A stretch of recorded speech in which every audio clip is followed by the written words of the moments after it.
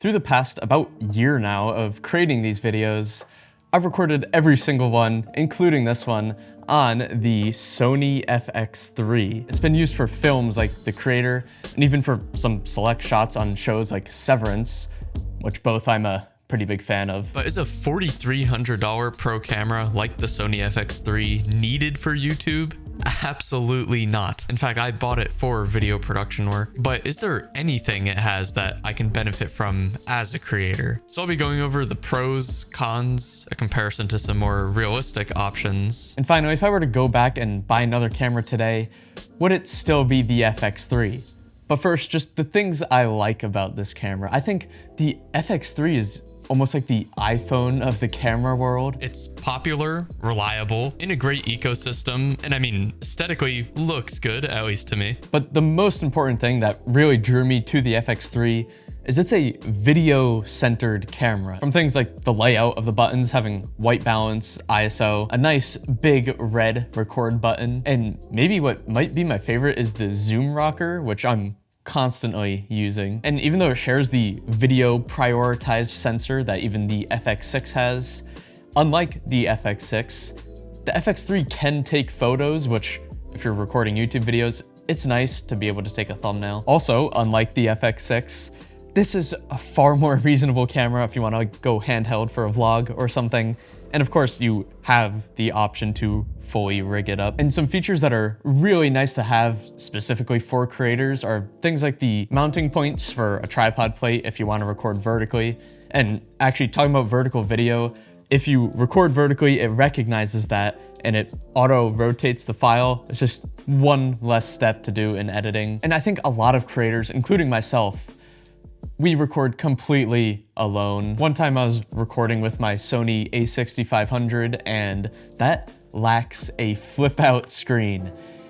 I was extremely disappointed when I found out I cut my head off completely in a lot of the shots. So even though having a flip out screen is pretty much standard on cameras now, I am going to appreciate the fact that the FX3 has one. And just finally having things like 2 SD card slots, a little record button in front, the option for shutter angle, and the ecosystem part that I was mentioning before, interchangeable lenses. I'm pretty sure the Sony E-mount has the most options for lenses out of any of them.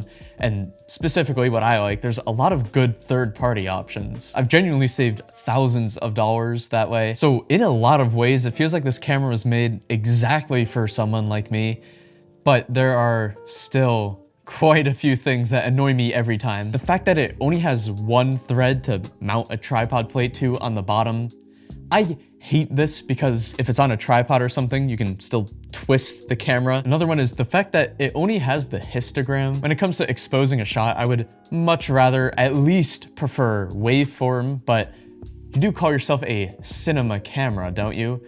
Why don't you have the most basic cinema camera exposing tool that a lot of people use, false color? For some context, on your phone you can get the free Blackmagic camera app, and it has false color for an option. The FX3 brand new costs the same as some used cars. But no, false color is too much, you're right, my bad. Now, a personal one that's actually pretty insignificant is on other cinema cameras, even the FX6, you can track how many hours you've recorded for. I just think that'd be cool as like a milestone tracker. I'd like to see how many I have right now. It's kind of like how in a video game, you can track how many hours you've played it. A bigger problem for something being too small is, well, the screen itself. There's been times where like there's a cable in the background and I just can't see it, or something hasn't exactly been in focus. And that is very disappointing to discover that when you're editing the clips together. But for the final product like of a video, image quality is what's going to be most noticeable. It's going to be what people are actually seeing. The FX3 only does 4K, which I think is completely fine. I have no use for 6K or 8K. And it's like good 4K because it's actually oversampled from the 6K full frame sensor. About full frame, way overhyped. It creates a nice looking image, but you know what else does? A smaller APS-C sensor. I will say though that something that full frame and specifically the FX3 sensor does very well is low light. If you're ever in a dark environment, this will get some clean footage brightening it up, but frankly, I have barely been able to use it or in a situation where I need to use it. Looking at my older videos and then looking at the videos now, again, all using this same exact camera. I'm just gonna let you guess, what do you think changed there? The first of three things was my use of log footage. Except it's probably the opposite of what you're thinking. I actually stopped using it. Now, the reason for those old videos just not looking great isn't because I was recording in log, it was because I personally just sucked at working with it. But some later videos that were still shot in log footage that look significantly better, I think still don't look as good as recording with S-Cinetone, which I use now. I have found that, yes, working with log footage has more adjustability later on, but working with S-Cinetone is just so much easier. Right out of the gate, you have much more natural grain, natural colors, contrast. And although I do still have to edit Cinetone a little bit, I only have to add a little bit of contrast and a little bit of saturation. But even with that, what makes up most of the differences between the old video quality versus the new one has nothing to do with using log or Cinetone. It has to do with the second thing, which is I got more comfortable using the camera. I started using zebras to expose my skin more consistently. And then the third thing that ties right into that, everyone says it, I'm sorry, I'm gonna say it too, lighting. You can spend 100, 1,000, 3,000, 80,000, it doesn't matter what camera you have. If you can improve your lighting, it will improve the images you get. All right, so I just got some test clips from my iPhone, my Sony a6500, and my FX3 in both Cinetone and log, kind of in my regular shot setup that I use for my YouTube videos. And before I compare them, I just want to say that I went through and edited all of these just to bring out the max quality of each. But first we have the Sony FX3 in S-Cinetone and then the Sony FX3 in log. Now, I'm gonna be comparing everything to the S-Cinetone from the FX3 kind of as the constant because that's what I'm actually always using to record. One of the big pluses of recording in log is the extra dynamic range, pretty much more information in the highlights. In this case, on the Cinetone version, you can kind of see the white sky outside kind of clipping.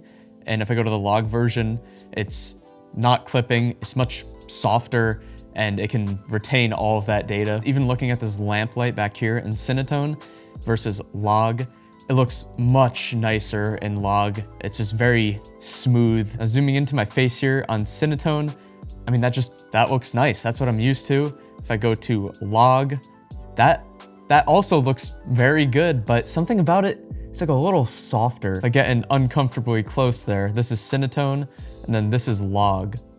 In Cinetone, I made 1, 2, 3, 4 adjustments. In log, I made 1, 2, 3, 4, 5, 6, 7, 8 adjustments. And still, side by side, color-wise, look at the natural contrast in my face. On the Cinetone, it looks a little bit better, but there's like a level of like grain detail in Cinetone that I think is just really nice. Next is my Sony a6500, which is about a 10-year-old, $500-ish camera that has the APS-C slightly smaller sensor versus, of course, again, the Sony FX3 in Cinetone. Now, just again, generally the colors on the a6500, especially before I edited it, it does not look as good as the FX3, but you know, that's 10-year-old Sony I'm comparing it to. The FX3 in Cinetone, the skin just, it looks better. And as far as sensor size, if you look at kind of the background here with this light and picture on the a6500 versus the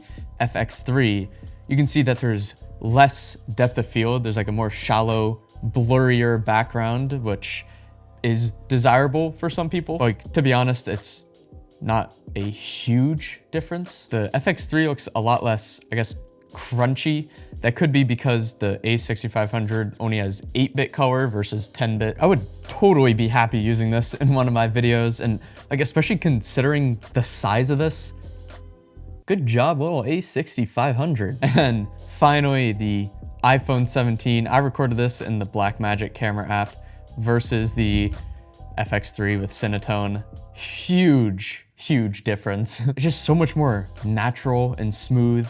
And then if you look at the depth of field, the background is nice and separated. I kind of pop versus the iPhone where yeah, no, it's just not there. But there's a much more drastic difference between the iPhone going to the A6500, a $500 camera, compared to the A6500 going to the FX3, a $4,000 camera. And I think that says a lot. But I mean, everyone's eyes always picks up and notices different things. So feel free to leave a comment. I'm always curious to see what kind of other people see. But to kind of just wrap this up, if someone robbed my cameras and left behind a note saying that they'll pay for any camera replacement, that would be a really weird proposition. But I will say, especially with the work I'm doing right now, I would not choose the Sony FX3. I'm happy with the image I'm getting from my Sony camera.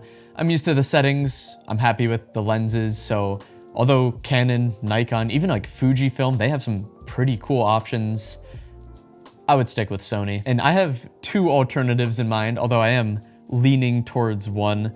The first option would be the Sony FX3. As you can see right off the rip, it is very similar looking to the FX3 because it has all of the same benefits, also most of the same downsides, but it's the same camera. The only difference is the sensor. It is the APS-C, slightly smaller sensor, so it wouldn't be full frame, but what I noticed, especially through making this video, is my favorite parts of the FX3 don't have to do with the sensor size. So I'd be getting a very similar camera for over $2,000 cheaper. Now the second option would be the ZV-E1, which in a way is the opposite of what the FX30 is to the FX3. This takes the internals of the FX3 using the exact same full frame sensor and instead puts it in a more like vloggy content creator style of body, which has pros and cons. It's smaller and lighter, which is probably easier for vlogging. The cons are it doesn't have a fan, so there's a chance it could overheat. It only has one SD card slot, and it is lacking some video features like shutter angle. But image quality wise, it's the same as the FX3. It's just $1,500 cheaper. I will say I would lean towards the FX30, only because it just kind of has that same robustness and the features that over the past year I've really come to love using my FX3. If an FX3 Mark II comes out, it would like really need to have something innovative for me to even consider it, because this covers all of my needs and more and allows me to focus on the most important part of having a camera, and that is creating with it. Let me know if you want to see me dive, I guess, deeper into creator tech reviews or go over like consumer level cameras. I would actually love that, but thank you for watching and feel free to subscribe for more.